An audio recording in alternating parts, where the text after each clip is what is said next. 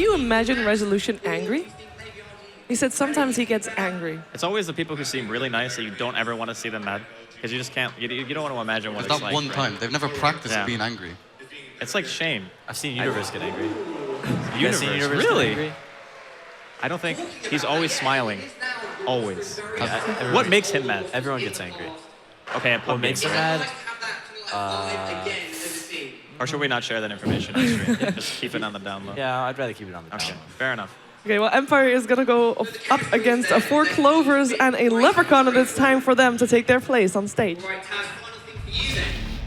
You know, these guys are arguably one of the best right now. Playing near the top. 4 Clovers and a Leprechaun. They took the high road through the winner's bracket after beating Monkey Freedom Fighters. They were able to beat Vega as well as Alliance yesterday. And then they dropped to OG. And then they came here to the lower bracket finals. And they are also ready to play this best of 5. From the far corner, it is EGM, ready for his match, without hat, again. Why does he need one? Look at that hair. It's not, I don't think it's about needing a hat. PPD, you wear a hat. Do you wear it because you feel like you need it? I don't think that is the case. Who needs a hat? Right? What do you mean? I mean, some it might be comfortable. So let's talk about Dota. All right. It's comfortable, I would imagine. Yeah, Saxa. Yeah. Yesterday he said he had a plan for OG. I asked what happened. He said basically they kind of lost it when the draft started. You know, you can learn a lot from losing. So they probably learned a lot about themselves as a team, and they probably learned even more about OG. So if they do get a chance to play them again in the finals, you know, maybe they'll take a game or two. I think Bambo actually tweeted, sometimes you just need a good beating, you know? Yeah, he did. Just to try to get your stride, learn a little bit, come back stronger. Yeah. Don't get complacent. Yeah, as long as they learn from it. Sometimes you lose to someone and you're like, we just got totally outplayed. How are we ever going to beat these people? But have you actually felt like that before? I find that hard to believe. It's like, we just got totally outplayed. How can we ever win? Yeah, I think like a captain mentality, you always have to think that you could win. I mean, yeah, you think you can win before you go in, but then you get to the match and you're like, okay, why'd we lose? And then you think, okay, we lost because we just got totally outplayed and they just played better. Okay. And that can be, if that happens multiple times, it can be a little demoralizing. Okay. Maybe get your fighting spirit next time. Fortunately for CL, it's only happened one time. Yeah. Yes. Yeah. They learn from that and they'll bounce back and win the championship. Yeah. So what is the key thing for 4 Clovers to pay attention to here in the game against Empire, you think? I still go with that. Empire's 5-man Dota is really strong. I like to see them actually have like one common objective. And like Resolution said, he likes people to listen to him. And it's really easy to listen when you have a very clear idea of what your draft's meant to do. So I think that is like a very cohesive style that they could run. Yeah, like an early mechanism, just like certain heroes that know what they're meant to do. Like Dragon Knight is really good for that. You know, you have to group up and push. But I think for 4CL, it's more about like sticking to their own plan. Don't do what you did yesterday in the draft and kind of pick these heroes. You haven't been picking all competition, all league. Yeah, they had Lich Undying as supports. That's something they haven't done, and it just didn't work out at all. Yeah. So stick to your, initiator hero in Bamboo, get the defensive supports, and just play your game. I think one thing they can focus on is shutting down Funnick. Every game that Empire's won, and they won pretty convincingly yesterday, especially against Alliance. Funnick had a great game, especially the Axe game. Yeah. It was really fun to see. What do you think is important for Saxa this match, Owen? I think for Saxa, as well, Shane already said, he's got to keep his cool. He had a bit of trouble against OG in the drafting stage, so this time he's got to come in with a fresh head, a cool head, think very carefully about the lineup of Empire. I think game 1 is going to be the hardest for 4 Clovers, because Empire, they might turn up, they might do something with like the Silent Luna, which we've seen them do very well before. They've also tried it again this LAN and it didn't work out, but I feel that 4 Clovers, they're the kind of lineup that Empire can pull something like that out the bag and it can work against them. But at the same time, I had the faith that 4 Clovers will look at what happened in that first game and they'll be ready to switch it up, because we know that 4 Clovers, they're quite a versatile team. They have got all these kind of different niche picks, heroes that we don't always see from all the other top teams here at this LAN that I think could maybe throw Empire off the track. I think a big part of it as well is they came into this competition, honestly, they weren't very confident. Like I spoke to a lot of the players, they didn't expect to do as well as they're doing. So all of a sudden you're in the upper bracket final and you're like, uh-oh, we can win this game, you know what I mean? Like we can win this tournament. And then the pressure starts mounting, then all of a sudden you build it up in your head. You need to just relax and play loosey-goosey. There's a lot of experienced players up there for 4CL. So. Yeah, maybe. They have a TI champion. So. They do. And Saxa, perhaps the most inexperienced one. We did get a chance to talk to Saxa yesterday, though. So let's see what he had to say about his team.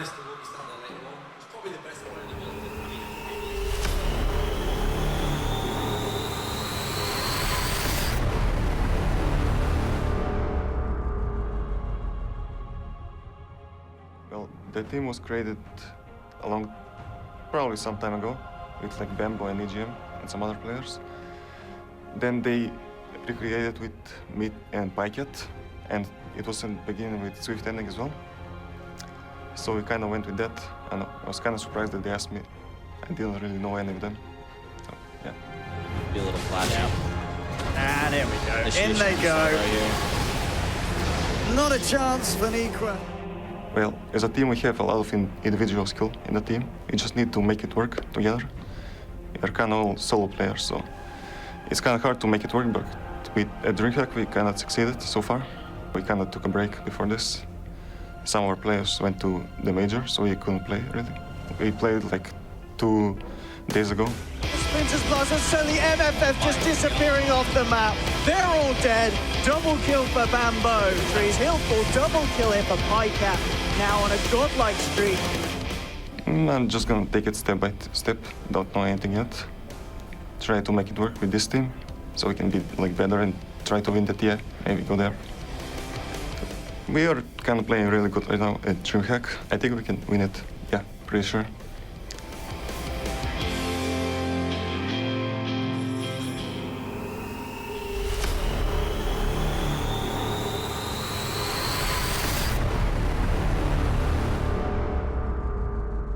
Very new to the scene, but he seems very level-headed. I'm really happy that they got Saxa to do that, because we haven't had a chance to talk to him yet personally, as he is maybe the least vocal ones of his team. They are all strong personalities, of course, in there. What's your impression on Saxa and the way he thinks? I don't know too much about him, just like everyone else. He's brand new, but it's nice to see a support player come into the scene, a captain come into the scene. That's something that not a lot of teams have, so I'm excited to see what the future has in store for him. 8K MMR as well. That's pretty impressive as support. No, yeah, He's probably not playing. I asked him about it. He's probably a Meepo player. No, he plays Lesh and Tusk. Lesh, okay. Interesting combo. I mean, Tusk isn't that surprising, but Lesh is Does he play them as a core? Or? Yeah, he played core to get 8K and more. He wanted to get noticed in the scene and get into a big team because he was like hungry for it. It worked. It worked, yeah. That is probably one of the reasons why they were able to... Listen to all those kids out there. Pick the best heroes in the meta, get high MMR, then you can start playing the role you want to play. That's actually, yeah. He said he feels he's better as a support, and he feels it's more his role in the game. So he would get 9K MMR if he was playing as support. A lot of the best support players used to be core players, so. Yeah, it's very common for like mids and safe lanes to be in the scene first, like as newer players, and then as they get more experience, they can transition into other stuff, like off-lane support, because they actually get the experience from playing. Yeah, you want to understand all the roles to know how to play against it correctly. That's why you see like Miracle and Weehaw coming into the scene, because they're both just mids, right? Yeah, it's a lot easier to carry a pub game from a core position. Yeah. Okay, so Empire for Clovers, 2 different playstyles. Owen, how are these two going to clash? I think you pretty much said it there. They are going to clash. These guys, they're both great at fighting. They are both going to look for the fights. Very rare to see both of these sides ever back down. You know, in the first 10, 15 minutes of the game, one team comes running at you. They're not going to avoid it. They're going to just send everyone down there, and they're going to respond every single time, regardless of who's insinuating the action. So I think we're going to have a lot of fun between these two teams. As we've already said, I think it's going to be very hard to call. For me, though, I think we're going to look at Pycat. Pycat yesterday in the games against OG didn't have his best performance, but then you look at the rest of his performance this LAN, and he's had some amazing games. His Shadow Fiend, his Wind Ranger, I mean, he even set a record with his Shadow Fiend at LAN. I mean, that's pretty damn impressive. Setting a new net worth at whatever the minute mark was. So if they can get heroes like that for Pycat, and they can create the space, Bambo can get his playmaking heroes, maybe something like the Shaker that we've seen him have a lot of luck on before in the past, and just create the space for Pycat to get to that point where Empire just can't kill him no matter how much they look for the fights. So before the first game that we saw from 4 Clovers in this tournament, we talked about Bambo and how he was the player to watch, how he was like, if Bambo has a good game, the team will do good. Obviously, Pycat indeed has had some amazing games as well. And he is on the, like we mentioned, he is on the top list of kills per game. Talking about lists and on being on top, it is actually Bambo who's also on top of lists. I know, but this... So there's a list of amount of players that have in Dispatch 50 games played, and there's 43 players on there. Highest deaths per game on average is Bambo. But that's just the kind of style he plays, right? It's high risk versus high reward. Yes. And I think that Saxa said it pretty well in his interview. He said, my team has a lot of solo players. So like Pycat, Bambo especially, like those are the two that you look to who kind of want to do their own thing a lot of the time. So trying to rein that in and have a common goal, I think, is going to be huge for 4CL. But they make really good use of their individual skill just because of the way that they pick. So it makes them very dangerous. Yeah, the draft is really important. If you have a clear direction, it kind of takes away from that solo playing kind of style a little bit, you know what I mean? Another offlane player that we haven't really talked about too much, but he is, well, they're having fun at least as well. He's the guy that apparently went crazy yesterday in the games that Empire played. Funnick. He's a stand in this tournament. He has been doing amazingly well. It's not his first time standing in for Empire. It is not. He is not unfamiliar with the team. He used to be in Team Empire as well. But I mean, to play with them and then instantly click as well as he does, are we going to see more of Funnick with Empire perhaps in the future? I think it's draft dependent, right? Like when you give Funnick the room to work, he always has success. I mean, the Axe game is the one that we keep going back to, but it's a really good example. So you give him the room, you give him a good lane matchup, and he can dominate. So it just depends on, is Empire going to be able to set that up for him? And I think what's really nice about Funnick as well is he can recover. You know, he gets a bad start in the lane, it doesn't always matter. He'll always be able to find himself at the top half of the net worth board.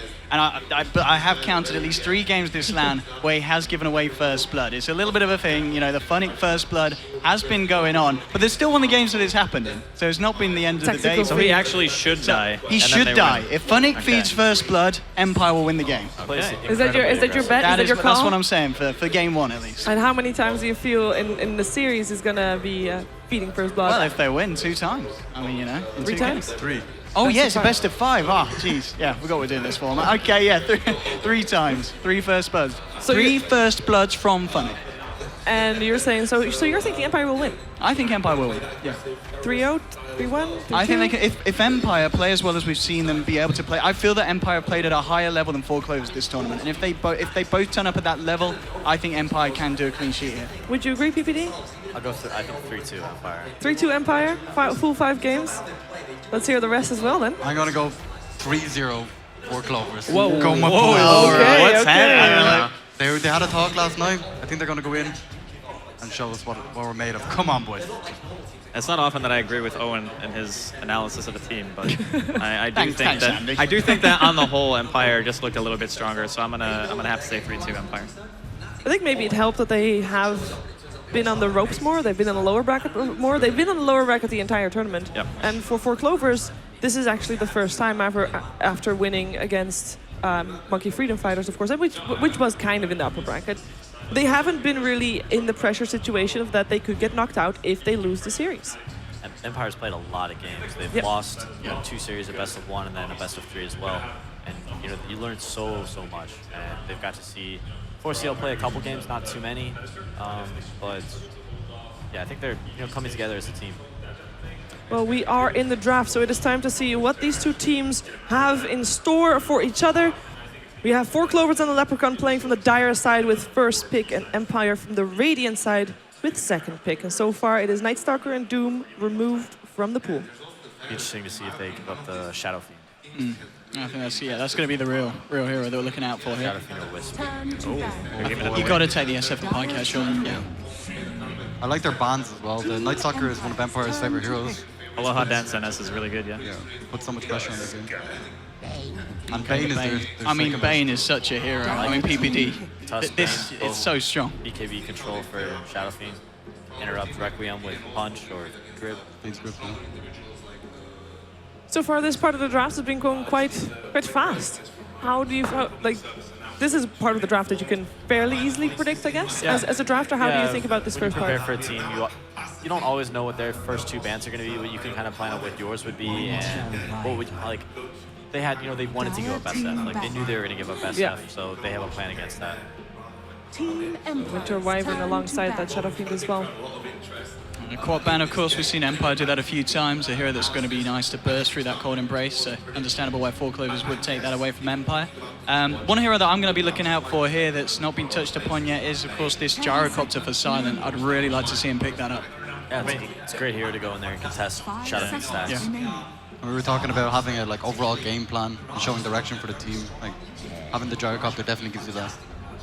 And what can you say so far over their game plan, their style of play in this game? Is there anything that these 4 heroes give away for the teams, Andy?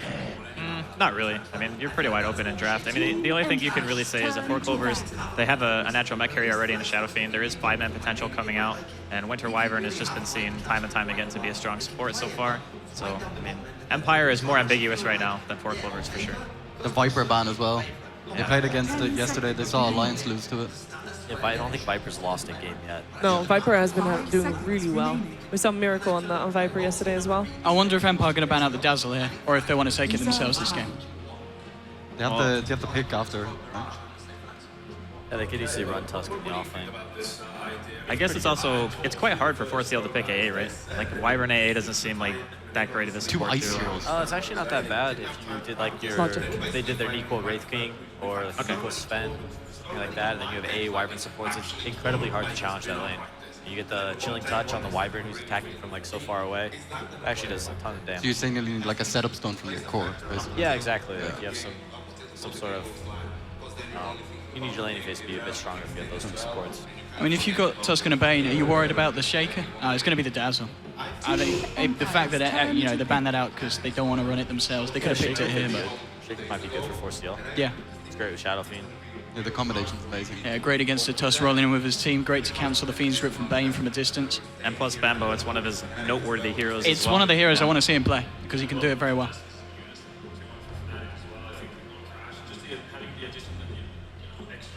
Let's see what they... I mean, I don't know if it's... Okay, there, Silent Jar. You've got to do it. If they let you get it through at this point, it's not been touched upon. It's a bit of a deny as well. Like 4 Clovers could have picked it in their current position, or they could have gone back for the Wraith King like Peter was saying. But, Solid safe pick. yeah.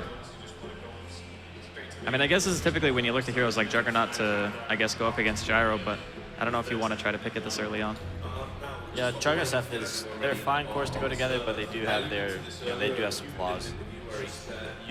Generally you want both those heroes to be at the top of your net worth, and it can be really hard because Shadow Fiend kind of absorb, like he takes all of your jungle. Yeah, that's true. Kind of makes it hard to go offensive as well if you're going into a Gyrocopter and a Bane. Like That might be okay if Empire didn't have very much BKB lockdown, because Juggernaut can split push waves out with spin and TP away and be fine.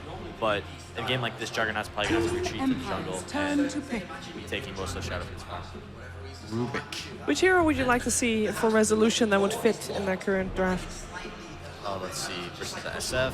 Dragon Knight's still in there that he plays, Invoker, those are the other 2 heroes that he played. I'd like to see Invoker.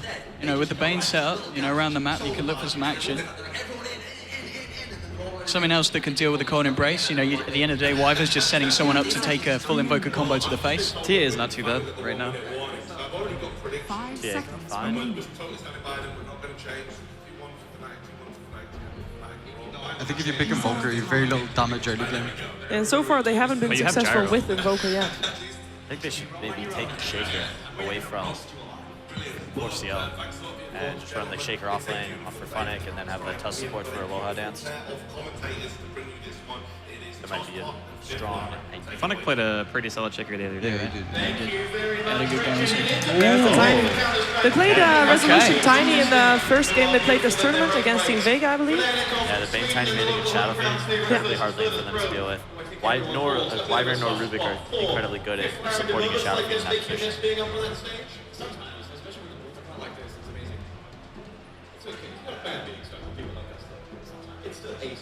I wonder if we're going to see Bambo's hero here. Do they want to get that Shaker? They're still Undying. 10 seconds remaining. That would be an interesting option for Empire. Just Tusk Undying offlane 5 with seconds Bane Tiny remaining. mid and Gyro still safe depending on the offlane. Ooh, Wraith King. Team Empire's turn Thoughts to on the battle. Wraith King, Andy? They played it the other day. It was actually very, very good in that game. With the as Shadow well. Fiend. It's But very nice isn't he of us. gonna get craggy though? This is the thing with Wraith King is like Tiny and Gyrocopter are the 2 kind of heroes that use all their spells and then you just go for the kill on one hero and then you come with back to Reincarnate and it's very hard to continue fighting Like that. one cycle team fight kind of thing. Craggy though. 5 seconds remaining. I mean, Craggy is really annoying when you're an Ember and you blink in and get Craggied and then 2-shot, but Wraith King doesn't really suffer from the whole I'm super squishy thing, so It's okay with that. yeah. Actually, I'll Shaker ban. Do you think they'll go offensive with the Red King? They could. Because It would, usually they like to get Bambo with his early lead. Going aggro might be a good idea for 4CL. It would dissuade Empire from doing their dueling setup, you know, the being tiny mid. That would allow Shadowfiend to have a better lane. If they were able to force Empire into a tri-lane, they'd have a Shadowfiend versus tiny matchup, which is very, very Shadowfiend favored. How do you feel Empire is gonna lane this? Lane tiny mid? If they expect the aggro tri-lane, they should probably run a 2-2-1 setup and have the gyro plus maybe Tusk in the offlane, or gyro plus whatever hero they pick here, and then throw their offlaner in the safe lane. That would be the safest way. And in the worst case scenario, they have to tri-lane aggressive, which is definitely doable against the Wraith King Rubik. I'm trying to think what Bambo will play here. Like, they still the bot rider.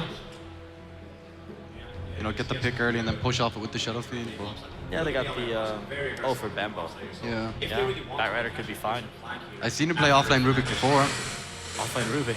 Do we reckon this is going to be the offlane Tusk? Because if it was going to be the Funny Tusk, could they go for something like the Aloha Dance Disruptor this game? I think either is fine. I don't like Disruptor very much. Shadow Shaman's cool. They need some tower push. More thoughts on the laning? Does it change your opinion on how they're lane? I think that it kind of invites 4CL to go aggro. Yeah, Shadow Shaman's kind of a weak laner. Shadow Shaman's not too great at... He's okay at being in the offlane. If he gets boots first, he can kind of float around and do whatever he wants. They have a lot of channeling spells. But I think if 4CL goes safe lane and lets Shadow Shaman just free farm Radiant Pulls, I think that would be a big mistake on their part. Yeah, it's gonna be the clock. Yeah, you need to interrupt. Okay, so which draft do you favor? I think I actually kind of like Empires a little bit more. I think the Clockwork pick, while necessary for 4CL, it's kind of hard to run against this. You're playing against a Tusk, like Gyro, Tiny as well. Those heroes are very good against Clock. I want to see the lane set up. One thing to look out for the viewers at home and in the crowd? See how fast Rasta gets level 6. If they can start pushing towers and kind of take map control against a Shadow Fiend, that'll be very important. Okay, well, let's find out how fast that Shadow Shaman will get his level 6. It is time for our first game of the day. It is Empire taking on 4 Clovers and a Leprechaun with Cinderin and Luminous.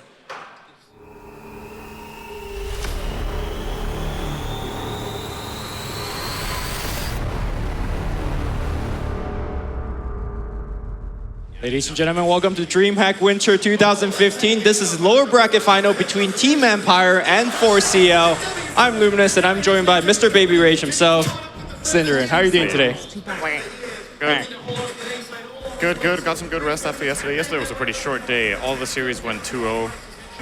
So we're ready for some good Dota hopefully here. And I think these two teams, it's a pretty even matchup, I would say, based on what we've seen in the tournament. I do agree with I don't know if it was the common consensus among the panel, but at least it seemed like the majority thought Empire might be slight favorites. Well, and we're gonna get a fight right now.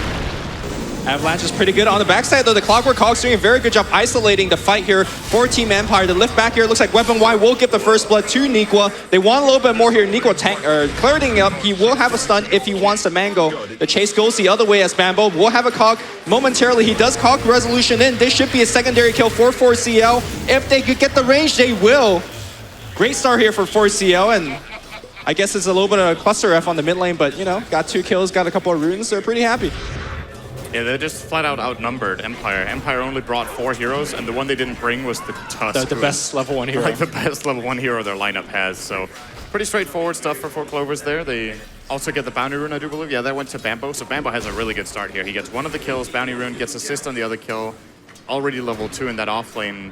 This is a very difficult matchup for Clockwork most of the time, playing against Gyrocopter. If Gyrocopter plus anything, that is, if you get caught by any disable, the Rocket Barrage just brings you down really quickly. Especially Shadow Shaman with a long disable at level 1. But Bambo starting with boots first, and the fact that he's got the rune, like you said, he's got the early kill. Once he gets level 2, in fact, Shadow Shaman might have to be careful. In fact, Bambo really out of position. Shaco, no, he doesn't have Shaco because he's got the Ethershock for the fight early. So Bambo, knowing that he could play aggressive, does so, and Trace a bit of harass back and forth. And it's pretty understandable you scale Ethershock for the level 1 fight. Yeah. It's actually one of the best level 1 nukes in the game. 140 damage on an 8-second cooldown. It is single target, but if you isolate a target, it makes very quick work of them. And Bambo, knowing that, is able to push the limits here a bit. of course, he is going to start running out of regen fairly soon, so that's a little bit concerning. He is going to send down the courier. I guess this is... Nope, it's not a salve. It's actually a ring of protection. So if we're going tranquil boots in this off lane, only needs another 1 CS and a bit of time to get the money for that. That's somewhat surprising for me, given the nice start that he had.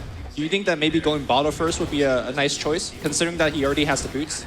Yeah, I think Clockwork is one of the offlaners that benefits the most from getting a bottle, so I would definitely agree that could have been a choice. He might just be considering trying to save up for a bottle now is a little bit unrealistic. He will have to ferry down more regen first, and then it gets delayed so much that maybe just going for his halfway stop with Tranquils.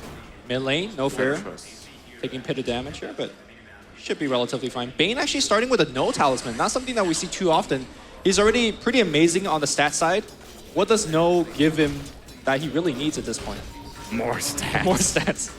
Always good. But yeah, it is quite a bit unusual. I guess most of the support items were bought by Shadow Shaman, which I'm not sure if I agree with. I think Bane is one of the heroes that can actually afford to skimp on sacrifice the a little bit in the start because he has so good base stats.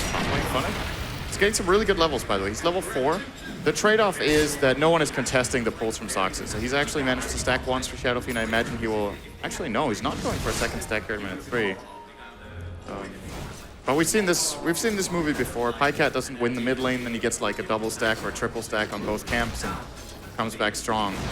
Gotta be something Empire have in the back of their minds. Funnick taking some good damage here. The Wraithfire Blast as well as the Rubik coming in with Fateful. There's the Telekinesis. They need a little bit more. Funnick will be using the Magic Stick. He's just taking the damage here. Finally lets the Snowball go. Ice Shards ready. My trade-off here. This is actually a really good play from Funnick. We'll be trading with Nico most likely. Magic Stick, not gonna be enough. Well, Owen did look for a kill on Funnick early, and they did get it, so maybe Empire's gonna win the game now, right?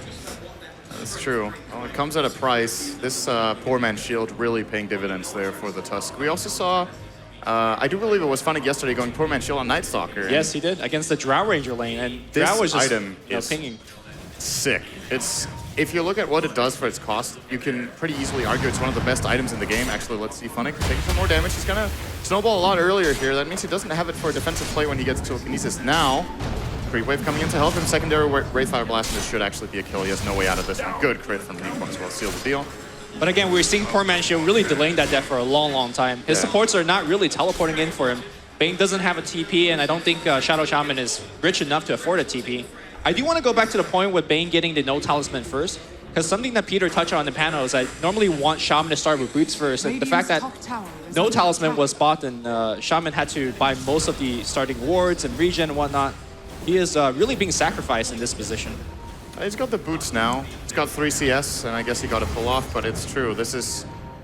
You generally want to have them earlier because this hero just has absolute garbage move speed, and you need to kind of compensate for it early so you can catch the offlaner off guard, but they still managed to deal okay with Bambo, I guess.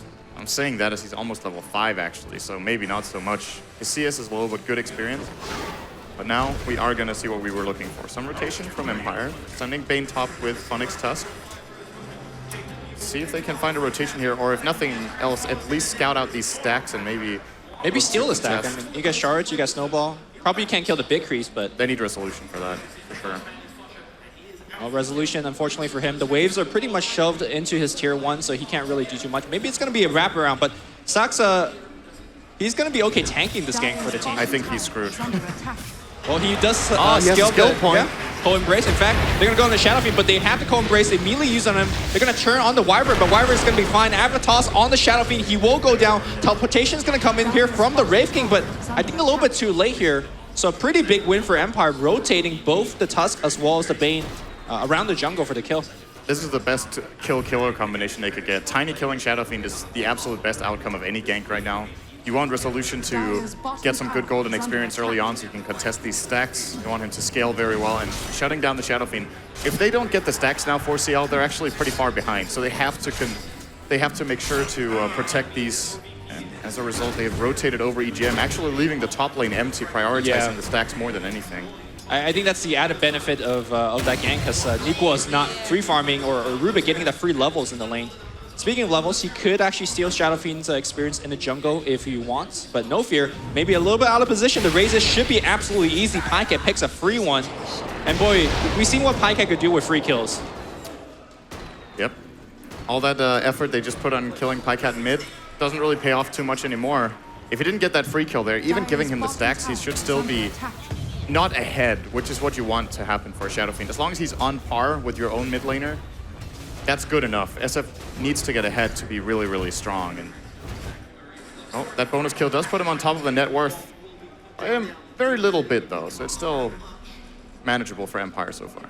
Something that PPV look for is when is Shadow Shaman going to hit level 6, and checking on his level right now, 7 minutes in. 4.5, not too bad for a support, but I think the more important level 6 is Sexy Bambo getting it. He's going to go back to base, grab a TP, grab that magic wand, and start looking for the pickoff. Bane should be a fairly easy kill. Shadow Shaman, it's just a free gimme if he gets a hook on him. It's not the absolutely easiest game for Clockwork though. Killing Tusk is pretty much impossible. He can just snowball and buy time for the cogs to expire or snowball a target outside the cogs. Tiny, you really don't want a hook shot. You just get blown up in one go. And even the Shadow Shaman, yes, you can probably solo kill him, but it takes very long when he just casts the Hex on you to delay that. So it's kind of tricky for Bambo. He's not even going to try to rotate for now. Yeah, He'll go bottom. He might just eat a Shackle here. He'll be moving away. Wise choice here. There's actually a TPN from Funnigan. He's going to get spotted by this aggressive ward now from 4CL. So I'm glad that you point out the fact that Clockwork might not have the easiest time fighting solo kills. Why do you think that 4CL is actually picking this hero? Because it was the last pick for them. Is his job mostly just to control space and give space to Shadow Fiend and the Wraith King to get farm here? He's pretty good against Gyro if he gets Blade Mail, but that's a big if. He hasn't had the easiest laning stage, so I don't think the timing on it is going to be very good. Vision is always nice from the Rocket Flare, and it's also about, you know, it's a comfort pick. It gives them a very clear, hard engage that they can follow up on. It helps protect Shadow Fiend in the fights. It's all right. I don't think it's an amazing pick, but it's also not a bad one. It's just a pretty stable one for them. Okay. Mid lane here looks like we're going to see a little bit of engagement on Saxa. He is healing himself under tower, and the Rainbow Assortment of TP is going to come in. Resolution, though, will die here. A Shadow Fiend, well, gets a return kill. A little bit of revenge from earlier. Rocket Flare scouting out Funnick. So another rotation here from Empire, and unfortunately for them this time, it's not working out. Radiant's middle tower is under attack. Not enough mana on Bambo to go for that hook shot, and even if he had, he couldn't cog him in after. Now he will get it. Arcane Boots being used by his buddy EGM. This has been the tournament of really farm Rubiks. I mean, we've seen Aloha Dance with that Aghanim Scepter finishing the game yesterday. I believe Crit playing a pretty big Rubik as well. And EGM not too shabby here. Picks up a very early level 6 as well as a very early Arcane Boots. Generally, this hero is very starved. Yeah, they've been getting so much out of that top lane. EGM has actually been part of 5 out of 6 kills for his team. So I believe he was the one helping out Pycat killing the solo Bane in the jungle. He got the kill top on the Tusk earlier, actually 2 of them. And now this rotation down to bottom might yield benefits too. Hook shot is going to connect on Shadow Shaman. He is actually very, very screwed. Doing whatever he can here with his spells. Will be killed off by the Rubik. Fate Bolt. No Fear comes in a little bit late, but they might be able to get... Actually, they definitely get Bambo here. He could try to stick... Actually, there's cooldown. Can't even stick TP. Wouldn't have worked anyway. But a big rotation from Empire. They brought down the whole cavalry, and that just opens up the map. Yeah, Shadow Fiend's like, I'll pour back mid. I'm going to start damaging in mid tier 1. Meanwhile, Pycat on the top lane. Neekwa on the top lane, pushing out in the top lane as well. So I feel like the movement of 4CL has been a lot more successful. And this mid game is going to really pay off for them. Once Shadow Fiend picks up that mech and later on some stats item, BKB, SMY, whatever the case is, it's going to be very hard to repel that push that 4CO has going for them. This is a, you know, generally, oh, actually, that's a very easy kill on the Rubik here. Haste Rune for Resolution, allows him to get in range for his combo. But I was going to say, generally, you know, it's just a stable item for Shadow Fiend to get BKB somewhere in his build. In this game, it's absolutely incredible. It's so good against Empire's lineup to get that BKB. So should be absolute first priority for 4CL to secure Pycat getting that. I wouldn't hold it against him to go BKB into mech and actually skipping S and Y just so they can take team fights early and try to secure themselves the Roshans. Gonna see if that's what they're gonna do. Ice Shards pretty far off the mark here from Funnick, but this tower should still be going down with the wards. It will go down, but maybe not without a fight for 4CL. Teleportations are coming in. It's going to be Wyvern. They're going to go on No Fear on the right side. Very long TP from Saxa. Should be able to get a very easy kill. The grip being used, trying to get that reincarnation away from the Wraith King, but they did get what they came for, which is the tier 1. And Shadow Shaman is a pretty amazing support for that matters. Every 120 seconds, you should get a free tower. At least so far, the tier 1s are fairly accessible to them. I think the tier 2s are going to be a lot harder, but something 4 Clovers will definitely be fighting for. And Shadow Fiend is a pretty good hero against Shadow Shaman for clearing out the wards in That's front of the true. tower. He one-shots them, I think, already with his 150 damage. So, can be a little bit tricky for Empire, but so far so good. Pretty even game. Actually, very even game on gold. Experience is slight advantage for 4 Clovers, mainly the Rubik. Of course, we talked about getting some good levels. All right, Cinder, let me pick your brain a bit, because when we see 4CL run this duel, carry the Shadow Fiend, the Wraith King, they alternately tank up the front line, they will siege your tier 3. And to be honest, Gyrocopter is not exactly the best core to deal with that kind of situation. So if it gets to that stage where 4CL is knocking on your doorstep, what is the plan for Team Empire? Tiny is really good for it. You walk up and toss him back here. You blink toss him into Gyro next to a tower. That's pretty strong. Shards is really annoying. Shards are good for blocking off the base so they can't even help the guy getting caught. And Tiny also deals... I mean, yes, he is kind of about the cleave usually with the Aghanims build, but when you start getting pretty stacked on this guy, just his base damage alone, when you get a crit, you can man-fight one-on-one against the enemy carry. So I think Empire in this game, compared to the game you're referencing, have the tools they will need if they get pushed hard by 4 Clovers later on. Speaking of toss, EGM has that on his Rubik. I think he's looking to toss Shadow Fiend maybe to initiate, but for now, no real targets in sight. And I think 4CL are very comfortable taking this to the mid and late game. They have great farming heroes. Wyvern almost picking up level 6 as well, and Bambo's still in this bottom lane after that, bottom lane gank and the mid lane help. He's just really looking to rise it up. Getting that blade mail that you said is very good against the Gyrocopter. He's 500 away. So this could be around 15 minutes. That's a pretty good time when you have Tranquils. Obviously got off to a great start with the first blood fight, which has propelled him into this situation. I find that nowadays, compared to if you go back a few months, Clockwork's way rarer go for the blade mail first, because enemy teams just utilize the Force Staff very early, just force out of the cogs, you don't really care. He pops blade mail, you just ignore him, go on the other heroes. So most of the times we actually see Clockwork in turn respond by getting a Force Staff himself, so he can choose between either engaging and getting out and letting his team take care of business on the target locked inside the cogs, or he can follow through either by engaging with the Force or the hook and then using the other one to chase. So this time there's going to be the blade mail though. I think Force Staffs for Empire are actually very far away, so I like it a lot this time. Nobody has a farm to really buy for the Force Staff. I think the supports are normally the ones that could get it in this game, but they're very poor. Unless you go for like utility Tiny, but it's not Resolution style on the hero. Yep. And I think that item build is very, very situational, and it depends on the other cores you have being able to compensate for the lack of physical damage your Tiny will have when you go for that build. This time, you could argue Shadow Shaman being a support with this much physical damage from the wards could do it, but I still don't think it's enough. Well, he's actually almost finishing it. If he gets the last one on the tower, he's got the Force Staff, so... Oh, yeah, you're right. Yeah, wow. so I didn't think he was getting it this early. All of a sudden, full force. I mean, it was like 5 minutes ago where he wasn't available at 6, he was very poor, and suddenly, with a couple of Mass Serpent wards being dropped, right back in it. Mid lane looks like it's going to be the first big fight of the game, and I honestly think 4CL fight much better. With that said, though, Pycat is not going for that mech build that we both think that he should be going for. He's going to go for the stats SNY. What do you think about this? For me, it was either or. Mech BKB or SNY BKB, but definitely getting the BKB as the secondary item would be the choice here, I think.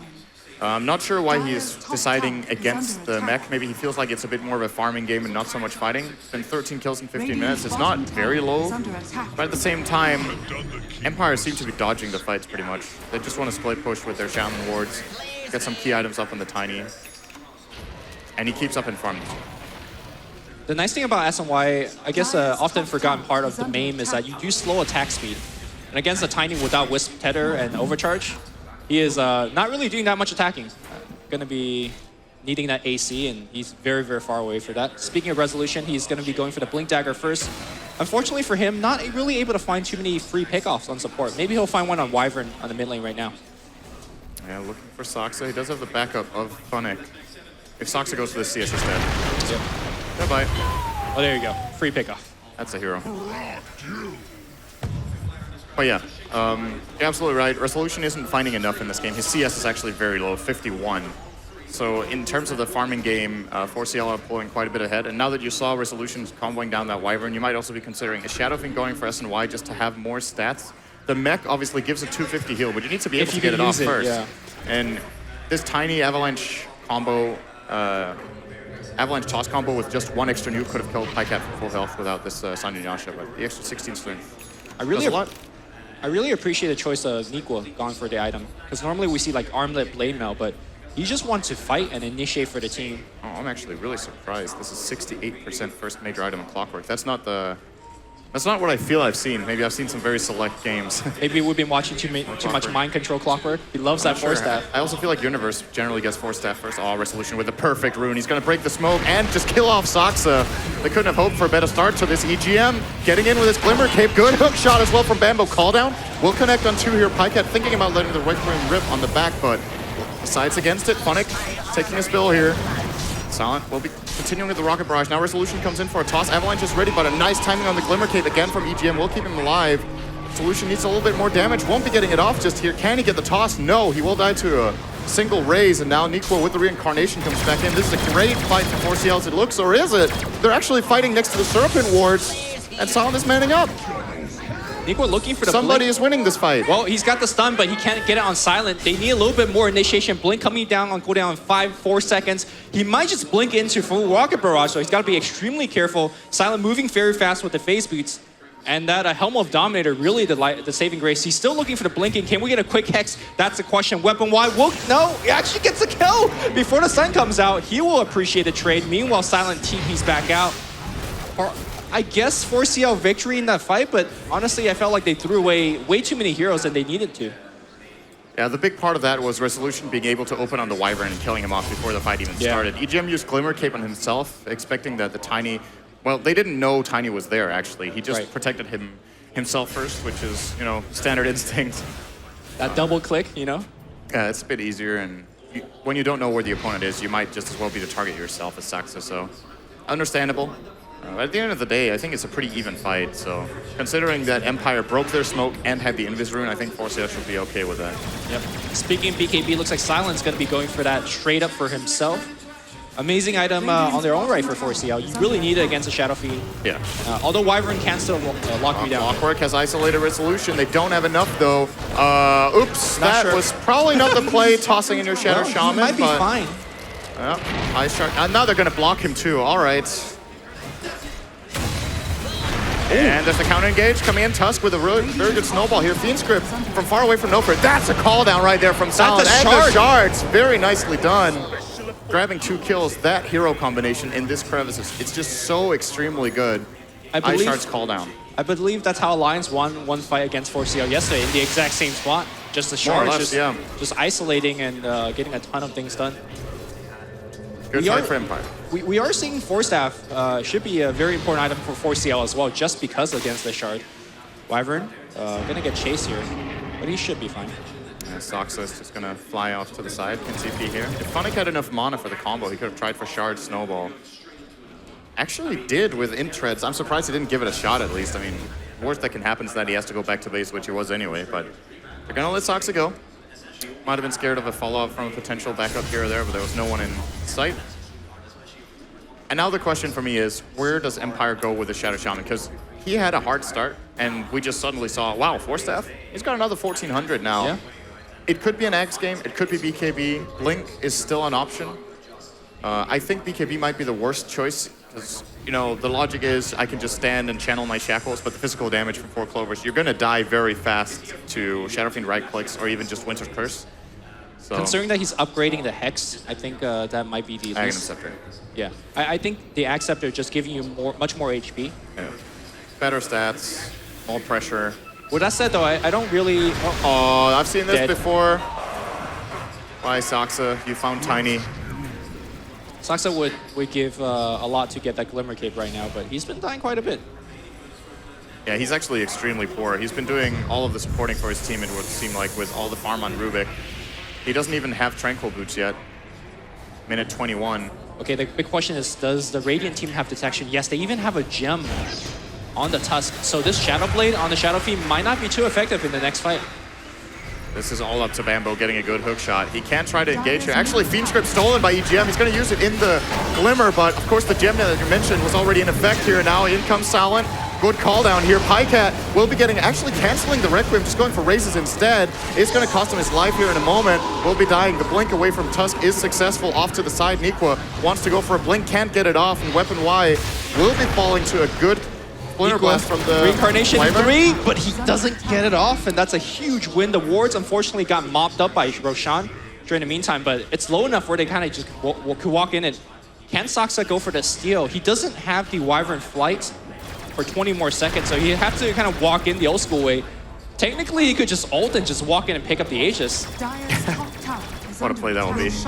He could also just get killed off by Tiny right now if he's not careful, but they don't have vision. So what went wrong in that fight for 4CL? Oh, we have a replay, so I think Let's that see could what- answer our questions here. Should be coming up from the thescore eSports here. So we're going to see from the side here, this is what goes wrong. EGM thinks he can get away with this Fiend script. He actually just gets himself killed instantly, more or less. Getting 1 second grip off. The cogs from Bambo, it catches multiple heroes, but they can't really get the damage out. I think there was also a Fiend script on Pyke there for a little bit, canceling the Requiem.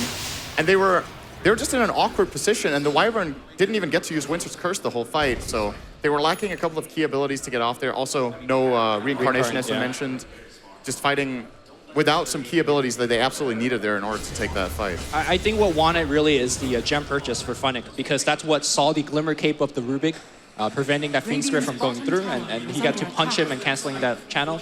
And also, of course, I talked about Shadow Blade not being an effective fight or item for that fight because of the gem. So it's a fairly awkward or non-standard time to pick up the gem, but boy, it worked out there. Also a very smart fight for Team Empire, choosing to take the fight when reincarnation is barely coming back up. So very well done. And now Empire, you could make the argument that they're fairly far ahead now after that fight and the Aegis on the carry. Yeah, 5,000 gold, 7 experience. The Shadow Fiend, the big farmer on the enemy side, got killed off again in that fight, and Pycat will struggle to be able to fight until he gets BKB, I think. There's just so many counters to him. Like, every single hero in Empire has lockdown, and it's just difficult for him to get a Requiem off. So, I don't know if Shadow Blade was the choice this game.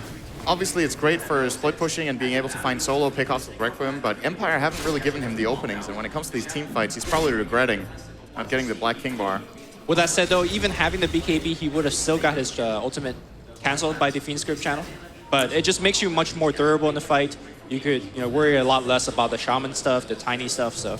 Yeah, exactly, because if he has the BKB, then the game plan, I mean, for him, you could say, yes, he can still get gripped, but it changes the game plan for the team. Then they just need to shut down Bane, and they know their Shadow Fiend is going to deliver. Right. Now, if they shut down Bane, you don't know, maybe he still gets comboed by a Tiny, maybe there's a snowball that stops him, Hex, anything, like, well, pretty difficult. Pycat does agree with you. He will go back for the Ogre Club here. And I guess the nice thing for Shadow Fiend is you do farm so fast anyways. Nice play here by Saxa. If he manages to get this TP out, and he does, beautiful play with Arctic Burn. Escaping essentially a 4-man gank there by flying the perfect route. Meanwhile, I do believe Shaman has taken down a tier 2 up top. Yep. Pycat though will mob up the wards for a bit of farm. It's really quite a bit of farm. Those wards give about 30 gold each. Yeah. So it's like it's about the same as killing a Lone Druid Bear. And we will have our answer on the Shadow Shaman. He's going to be going for the Aghanim Scepter. Yep. 1,500 to go, it looks like. What's that? Oh, there's an Eagle Song as well in the Courier for Silent, so Butterfly not far off for him. That is a very good item in this state of the game, because you look over 4CL, what damage sources do they have against him when he's in BKB? They have the right clicks of Shadow Fiend, evasion. They have the right clicks of Wraith King. He just bought a Maelstrom, so he's far away from any sort of MKB. And they have Winter's Curse, and he can even evade his allies' attacks, I believe, so.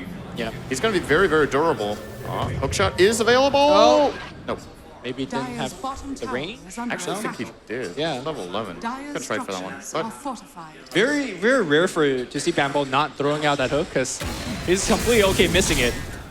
But, yeah, it's one of those situations where, generally you just try, and if it misses what the cooldown on hookshot is at 55, doesn't really matter. Instead, Empire just going to get this tower as a complete freebie. Putting a lot of pressure on the map now. Clover is kind of running out of map control, actually. They have one ward on the map in the enemy jungle, and that's pretty much it. And I guess that's where the Shadow Blade for Shadow Fiend becomes a little bit more effective, allowing him to creep forward much more and get a little bit more space for himself. But still got to care for exactly this. Funnick with the gem. Finds him out. Good Ice Shards. Winter's Curse is available. Very well placed here from Saxa. They were not ready for that. No Hex is going to come out, but Fiendscript from the side, no fear from far away. There's actually no counterplay available for Clovers, and they're gonna lose both as Resolution comes in from the side with have a toss. Nice rocket though. Ends up being a 2-for-2 trade-off with the snipe from Bambo. Bambo sitting at 2K gold himself after that snipe. It's got to be a 4-staff now, right? I guess BKB wouldn't be bad either, but I think for now and how much the shard's been really messing them up, Force is a very strong item for them. Yeah. Or are you thinking something like an Aghanim Scepter as well? I don't think that's a tough call. I don't think Axe is going to do very much. I think he's still going to just die in the engage when they have no 4-staff to bring him out with. Oh, he wants to fight this. Reclaimed. Here comes Nikwa going in on Resolution. Not This really team in is his nowhere backup. nearby. I mean, Clockwork's coming in. The call down's going to be nice. Zoning call down. And they're going to... And now there's a stack for Resolution and Silent. This is a pretty good duo for farming Ancients. They're almost gone immediately. They're going to give them to Resolution. BKB almost completed. He has pretty poor attack speed, though. They're going to need to do something about that. That's his next item. I think this might be one of those games where you consider Moonshard over AC simply because the physical damage from 4 Clovers is not scary enough yet, and you just really need to ramp up the attack speed when you have no IO to back you up, no drums, no Yasha.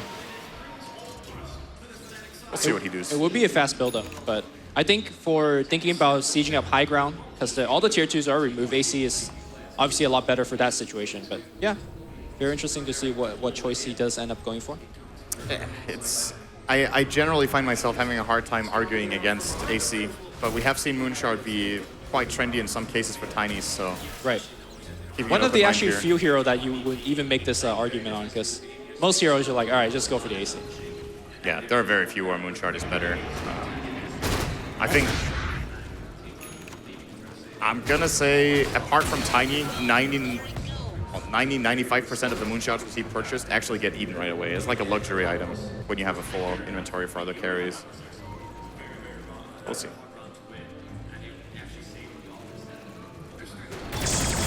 Forciel still hanging around the bottom lane looking for... Saxa loves to do this. Just throw an Ice Shard, fly into the trees, and off he goes. But they need to do this because the space has been somewhat limited. They need to invade the other side of the map, get more farm for the chorus. Because Nikwa has gone for the initiation build with the Blink, his farm has really, really slowed down. Yeah. In fact, the Shadow Shaman is really catching up to him as a support, so... That's true. The Empire lineup is looking much, much stronger right now. This is a key item for 4 Clovers to grab now. Finally, the BKB for Shadow Fiend. Let's see if they can make good use of it. No Aegis available for... Wow. Oh, all right. That is actually almost getting him killed. He will survive, though. Saxa should be dying as a result, but good hook shot in from Bambo. He's actually isolating No Fear as well. This is the target you want to catch. No Fiendscript available. Resolution trying to kill him off together with Silent. Will manage to get the Clockwork down as the Gyrocopter buyback from the Wyvern. Coming back in, and there is the red clip from Pike, and there's no counter now. Laying down the law onto Silent and Resolution. Should be mopping up the entire Empire team. With no Aegis, they had no business going for that play. I'm completely surprised by the fact that 4CL decided to choose that fight. Because Curse was okay, pretty off point in the beginning of the fight, and it looked really bad for them. And then after the fight, once all the spells have been baited out, Pycat just walks in with a BKB, and the rest was history. So, like you said, without the Aegis, that push cannot be done. And very surprised to see Empire go for that play. Also, I do appreciate EGM. What he did was, he just glimmered himself and he stood in front of his base because he was expecting Shadow Shaman to lay down the ward and he wanted to go for the ward steal. Getting the ward steal for his team would be amazing because something that we've been touching on is that 4CL is lacking physical damage. Being able to steal Mass Serpent Ward will be a big turn of the fight for 4CL. That's true. That would be a very nice steal. But there are other good steals here for EGM. I think Fiendscript is probably his #1 priority. If he can grab that one away from Bane, just being able to lock down the Gyro, who is still the main force of physical damage from Empire. You're talking about 4CL. I'm still not seeing Resolution do that much damage, to be honest. He has his combo, but this BKB build, I don't know if it was the right choice this time around. He does have defensive tools in, of course, the defensive Nightmare and the Snowball, and maybe he could have gone for an AC first and considered, okay, even if I get disabled, if I have the armor from AC, I can still stay alive, but we're gonna see what happens now. The BKB will be completed. Just sell wand or bottle, whatever he prefers to keep. Okay, how about this? He's not really punching that hard when you're looking up kind of mano against the Shadow Fiend or the Wraith King, but what about he just blinks on the back line, activates its BKB, and just go on the support? Don't let them have the free reign on EGM as well as Saxa. Should that be the way that he kind of takes this route? Because you're right, he's not going to kill Shadow Fiend anytime soon with this current lineup of items. I think blinking on the back line is very dangerous when you're playing against a Clockwork with Force Staff. You can just get isolated away from your team and get killed on the back. And yes, he has BKB and can keep himself alive, but he puts himself in a really bad position. They have Glimmer Cape on Rubik. They lost the gem there, I believe, so... Yes. It's difficult to say. It really depends on, of course, the positioning, as it always does, but just blindly going for that play, I don't think is the choice he should be making here. Looks like Hulk Clockwork shot Hook. in. It's going to be a pretty big He cost. did. Well, but the Shadow Fiend on the back line, can he get off his ultimate though? No, he's going for the right clicks for now. No fear. And the snowball channeling for the ultimate. It's going to be good. It hits everybody right now. Shadow Fiend going for the raises, but his teammates are dying too fast. The BKB's over and the Shaco isolating the Shadow Fiend. They do get the kill. The ending Requiem being able to pick up somebody. Here comes Nikwa for his second life. His BKB going on silent. And can he get the kill? The evasion pretty good for now, but Nikwa mano and mano gets the kill on Tiny. Can Tiny blink back out? Probably. And looks like they're gonna just let the Tiny go. In fact, Tiny thinking about going back in. By the end of the score, it is a victory for 4CL thanks to Reincarnation. Somebody won. Somebody won. Boy, it was close though. It was close. Yeah, there were no buybacks, right, for 4CL? No. So showing off that new BKB on Wraith King, absolutely crucial item for that fight for Nikwa to be able to use. Now the question is, which team benefits more from these BKB charges dropping? There's 9 seconds on the Tiny. Now Gyro is down to 7. Shadow Fiend down to 8. And that was the first usage of Wraith King, so he's on 9. So I'm just considering, if you look at how these team fights have been developing and how long they are, I think Empire might be taking more advantage of these BKBs dropping in duration until Nikwa starts getting an MKB so that they can kill the Gyro. That's a really, very big item, by the way, here now for Shadow Shaman. Eggs, he's closing in on level 16. It's something 4 Clovers they can't let the Shadow Shaman plant the wards and fight inside them. They're gonna lose the fight. They're starting to become that dangerous now. And it's a damage source that ignores Winter's Curse. Yay! So it doesn't really matter how you place them. Uh-oh, Saxa in a pretty bad position here, but as always, Saxa finds a way out. Nice Arctic Burn across the river. Saxa probably going to pick up a Cloak for himself into the Glimmer. Just probably the most cost-effective item he could buy for himself and his teammates for now. But you're absolutely right about the Mass Serpent Ward. I think the reason that 4CL came ahead in that fight was because the wards has been deployed in the Roshan pit, and the fight was mostly outside of it. So you look at the damage these Mass Serpent wards do. If you didn't have Aghanims, they would do 60 damage each. They do 110. Yep. So it's almost the same as having a refresher in terms of damage output, as long as the wards don't get destroyed. Don't forget about the splash. It's not exactly the biggest AoE, but given this fight, you're gonna clump up sometimes, and they hurt pretty badly. And that splash also levels up. I actually completely forgot about that. It levels up as the spell levels up too. The splash gets way, way better on higher levels. Because generally you're just using it to punch towers, so you're not splashing much. Think about it too much. But the splash, let me see, what is this? This is actually a number I don't know at all. So, yep, it's the radius that increases, if you check that. Yep. I'm sure our observer showed those numbers and everybody got to read them in time. So we're all good, don't have to sum that up. All right, so Satanic being picked up. You talked That's about good. the BKB duration going down. There's not too much really long duration lockdown where he can't get off his, at least 1 or 2 lifesteal attacks. And that could be all the difference in terms of having a healthy enough gyro. And right now, they still don't really have an answer for that butterfly evasion. You saw how long it took them to kill Sound in that last fight. Yep. They barely managed after committing everything toward the end. This time it's just not happening. They need key lockdowns to be ready when he pops Satanic. But he's by himself Or right now. they just, all right, that's just a blunder. Nobody visible on the map. Silent with a big risk here. Satanic will go off, but there's the Winter's Curse. And the duration will be ending here as he will fall to Shadow. But the team is coming in right now. I don't think you take this fight if your team This is Empire. a very, very bad play call if they go now. He doesn't have buyback either. They saw him buy the Satanic and pop it there. That's just a huge freebie. This could even be Rax if 4 Clovers play it right.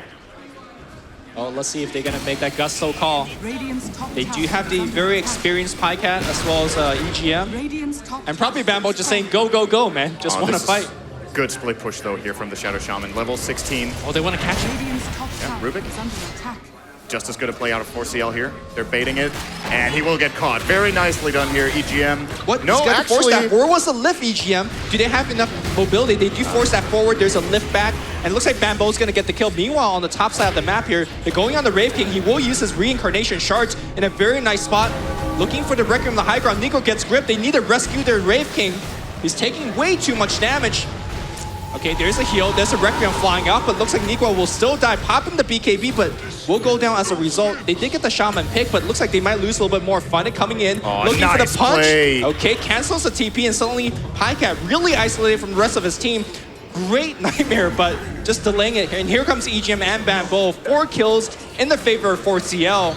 All right, not so nice play, because nobody had the damage, and they were actually all low. But here comes Silent, call down onto 3, Black Cannon as well. Get out of here for Clovers. Great They're cogs, gonna though. escape with 2. The cogs from Bambo keeping the rest of the team safe, and EGM keeps the gem. The secondary gem, however, was on Bambo, so one goes back the other way. And Empire, they need to be really careful not to make these mistakes again. 4 Clovers got dangerously close to getting something really big out of that. But this is one of our closer games so far in the tournament, right? Like, it's still hard to say. You can make the argument that 4CL has a slight advantage in this game, but I could definitely see Empire taking it in, you know, after 1 or 2 good fights. Oh yeah, this game is not, like, there's no, there's no critical timer where one lineup just obviously loses. Well, So. okay, let me make the devil's advocate argument, right? Let's say the game goes for 10, 15 more minutes, and Aloha Dance picks up Refresh Orb. Is that a big boost? That has to be a big boost. It is if you get your spells off. But, you know, that's the whole danger in the late game, playing as a support with that kind of build. You do have quite a bit of tankiness, but the carries are so strong that if you get opened on by, say, Winter's Curse or a hook shot, you could die within 2 seconds to a right-clicking Shadow Fiend and a Blink Wraith King. So, yes and no. I do think the argument that Shadow Shaman becomes a stronger late gamer than the opposing team supports holds pretty well, though. With Saxa's limited farm, he is not getting a refresher this game, most likely, so that advantage in gold among not among their supports, because Bane is dirt poor, but he just wants to get a Fiend Scrib off, actually doesn't really need many items, is all about getting the right position. With that said, EGM also kind of pretty rich in his own right, trying to finish his Aghanim Scepter. Getting a 2-second spell seal in this game is pretty amazing. A lot of great spells that you can cycle through. Currently sitting on Hex. Oh, that is not good for Saxa. He's getting used to it, I think. But that was actually a dieback from earlier. 80 seconds death for him. And Empire, can they claim anything with this? There's actually a double damage river, rune in the river. And Resolution will be finding that. He will hit mega hard right now if they do. If you see that now, do you just make a play off of this? 4CL do see him picking it up with their rune, with their ward. I think they're just getting the hell out of there. They don't want to fight this, but Resolution, he wants to take it to them. He's pinging in the bottom tower. Probably knowing this is a 5-on-4, just looking at the death time of Wyvern, it's very obvious that was a dieback. Maybe they didn't track the exact buyback timer, but he also doesn't have the gold anyway. He also has AC and Hyperstone, so he is punching fast now. Pycat will force back Funnick though. And there's the snowball. Funnick with a gem could actually just keep Pycat busy and prevent him from TPing, and that looks like just a chase him. plan here. Cancel his TP, you know, don't let him get back All to you want base. to do. BKB though will actually... Requiem! Oh, Funnick! Was it worth it? I don't know. Well, on the back line, the wards are deployed on the tier 3. No more glyph, and the wards will start to beat on the tower. Shadow Fiend gets back in time to start destroying these deployed wards. They got a tier 3 for Funnick's death. He tried to stop Pycat, but using the fog to his advantage with the Requiem. Requiem on cooldown now as well, but Empire still not feeling confident that they can win this fight 4-on-4 with Saxa respawning just now. And he lost his gem too, but Pycat didn't have a slot, so it will be grabbed by No Fear. They managed to salvage that as well. Good enough? I don't know, that play made sense to me, at least, because if he was able to cancel Pycat's Shadow TP, then it's Rex, they get the sure. Rex. Yeah, so absolutely. It's definitely a very high-risk, high-reward play. Yeah. But, and he also knew that in order to die, Pycat had to commit Requiem, and then that's still a very key cooldown he managed to force out. So it's not too bad. This is the most important moment of the game, though. And looks like Empire aren't ready for it at all. Tusk respawning now. Silent is across the map. 4CL might just have gotten themselves a really big freebie here. The ping now coming out from Resolution. They're not going to be there on time. This is Aegis and Cheese for 4CL. They just don't have the initiation that 4CL has with the Clockwork. So Cheese actually goes to the Clockwork. I'm surprised. I thought Nico was going to pick it up for sure. All right, Resolution. Let's just go. It's going in. All right, does pick off the Rubik very quickly. Saxa will fly over the trees, or will he? All right, he's out of there. But you're still very happy with this exchange. In fact, Bambo, oh no, I heard the hook. I was like, wait, he's not going back in. It hit? Yeah. He hit a creep to get the heck out of there. Bambo is back to the creeps. Let's see if Empire can do anything with this, though. There's 40 seconds on Rubik's respawn, but he has buyback. I really don't think they should be making this play. They're fighting into Aegis and Cheese in the enemy base. I think there's even a glyph. There is for 4 Clovers. This isn't going to end well. I think they're going to go for it anyway. Saxa. Oh, he's going to die immediately. No buyback. At least a 5-on-4 situation forced here. The Mass Serpent Ward's actually just getting to lay into Niqua. Silent. They've isolated Bambo. How the hell is this working out for them so well? Now Resolution on the back foot. Pycat using the defensive Requiem here, just trying to scare them off and destroy these Plague Wards. Niqua will die a second time. Silence really chasing for him. Meanwhile, there's a Hex going Weapon Y. They're going to beat the hell out of that Shadow Fiend. Aegis is going to pop right now, but everybody is dead. Buyback coming out here from Niqua. Shadow Fiend will respawn, but where's the Tiny damage? No, Tiny doesn't even care about it because Silent is on the front line. Great Nightmare here on the Wraith King, and here comes Resolution back.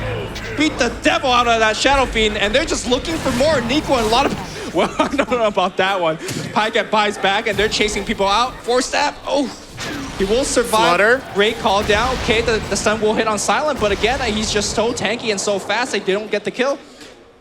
Mass Serpent Wards. Yeah, man. Damage so output. Much damage in that fight.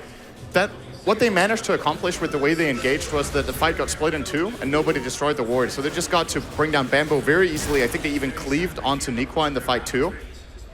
And ultimately, yes, they only get ranged barracks, but that was a huge fight for Empire. They force out the buyback from Pycat and from Niqua. And I think EGM also bought back that fight. Did he? Yeah. I think so. I think you're right. Yeah. So that was 3 buyback from 4CL, and something I suggested earlier for Resolution was to play that aggressive playstyle, just to go on the back line for the supports, and he did just that. And the fact that he had Assault Curious and Hyperstone really helped out his damage output. That Wyvern as well as the Rubik just flat out died. So that really made the difference when it comes to the fight. You talked about how the Mass Serpent Wards just stayed throughout the fight, because who's actually killing them? Shadow Fiend's the only one, and he was being kited around for most duration of that fight. The real challenge for 4 Clovers is to not allow them to drop the wards in the first place. The moment they get planted in the base, they're at a strategic deficit. That's what Empire went for. They knew they were 5-on-4. Rubik did have buyback, but didn't really matter. When he bought back into that fight, they already planted the wards and were in a very good position. So you're saying the next time that we see 4CL take these fights, they have to engage them outside the base? I think it's better if they can. Obviously, you like having the high ground advantage, but the issue is just these Plague Wards, like you said. The moment they get planted, if Pycat starts committing to them, Resolution, we talked about it earlier, jumping on the back line like you said, and I said maybe you shouldn't do it because you're not tanky enough, you can get isolated. He's tanky enough now. He is so tanky because he went for the AC and Moonshard. So if he gets into a one-on-one fight with Pycat, he's just going to club him to death. And so now that's a concern. Do you eat the Moonshard and go for crits, or are you looking for MKB? Because Shadow Fiend, instead of MKB for himself, has actually gone back for evasion. Now, what's the math on that with Tiny, actually? Because your crits are really, really high because of your high base damage. I still think MKB, when you're fighting a hero with Butterfly, I'm pretty sure MKB always does more damage than Daedalus, unless obviously you get lucky, but you can't really rely on that. So just statistically, it's the better choice. But against the rest of the team, Daedalus is just superior. Yeah, maybe if he can cleave off them, maybe and kill Pycat as well. If he continues to play this, like, I'm going to go for a support playstyle, then the crit's definitely much more favorable. If you get a crit on the EGM and he's just dead, you're like, all right. I do want to point out the butterfly choice for Shadow Fiend, because normally you're like, okay, they have a butterfly on their core, I'm going to go for MKB. But I think the fact that there's Mass Serpent Ward, the evasion is good for that. And also, if you're hexed, the evasion still stands on your butterfly, so it definitely increase your survivability by quite a bit against Empire's lineup. I think it was a necessary pickup. I think it was the absolutely best item he could go for, but it just... Pycat, compared to what we've seen on Shadow Fiend, when your Shadow Fiend is behind Tiny and Gyro on net worth, it's not that strong of a hero. Like, the appeal of the hero and the reason almost every team nowadays first picks it if they can is he's strong in lane. If he doesn't just get completely countered early on, he farms the stacks and gets ahead and stays ahead. He's just not ahead. So there are way better heroes. When did he fall behind? Where did he fall behind? Because he was ahead for a good amount of time. Actually, not that much, I think. I think when he had the Shadow Blade and they took that team fight where he died, yeah, that he one. lost a lot of momentum there. And he had to buy back in the recent fight as well, I believe, yeah. He lost a lot there too. It's difficult to pinpoint. It's also just a map control thing where I want to say the reason he fell behind as much as he did is because Empire just took towers and started controlling the map very well. He just doesn't get to play the game exactly like he wants to. Or CL just lets Team Empire walks up the base. You know, I'm not sure if this is the winning game plan, but maybe they feel like they just can't actually fight them right now. They do. They just want to drop those Mass Serpent or Spell Steal. That is very, very useless. It's better than nothing, though, I guess. Better than Flat Cannon. Oh, here comes Resolution going in on Nikwa. He will be killing him off with the cleave off EGM and EGM. All right, bye-bye, Rubik. And the wards have been committed. On the back line here, Clockwork trying to do what he can for the team, but he just dies to the Flat Cannon. This Rex will go down. No buyback here on the Wraith King. Great Winter's Curse, but they just don't have the damage output. Pycat's going to die as well, and that's also a dieback because of the previous buyback. Can Empire just seal the deal right now? They're looking for it. Saxa will go invis, and the GG just straight up call. All the cores don't have buyback, and Empire, well, I have to say this was a close game. They do get 2 key team fights in a row, and Empire really, really showing that they could take a linking fight against 4CL. Yeah, this was one of the best games of the tournament so far. I think it might have been the longest game too, 47 minutes, which is a weird thing to say when you're so far, but the tournament so far just had a lot of pretty one-sided matchups, but this goes to show these teams are pretty evenly matched. Yep. Empire do come out a bit stronger here. I think the important pick to keep in mind going forward for 4CL that probably caught them off guard was the Shadow Shaman. Ended up having the refresher orb at the end. Yeah, he did. He didn't really get to use it. Yeah. But, maybe he bought it as the throne's going down to make it. He did. It was like a trophy. There you go. It looks better on the scoreboard. But strategy-wise, though, I felt like neither team really got outpicked or anything, or too severely outplayed. I just felt that Empire just got a little bit more together at the end. Yeah, it was kind of the margins. It becomes a problem for 4 Clovers because they can't really activate the Wraith King in this game, I feel. The Blink Dagger build, I understand why he went for it. I think it was a good choice, but they just didn't get good enough fights. Right. And he fell behind on farm, and Tiny Gyro just outscales this lineup pretty hard if Wraith King is not on par. We were saying it's not clear-cut late game, but, you know, when one team has 10K more net worth combined on their carries, it generally goes in one direction. Well, game 1 is in the bag. Game 2, and possibly out of 5 games today, is coming up after a short break, but he's Cinderin. I'm Lumi, and we're off Baby Raging.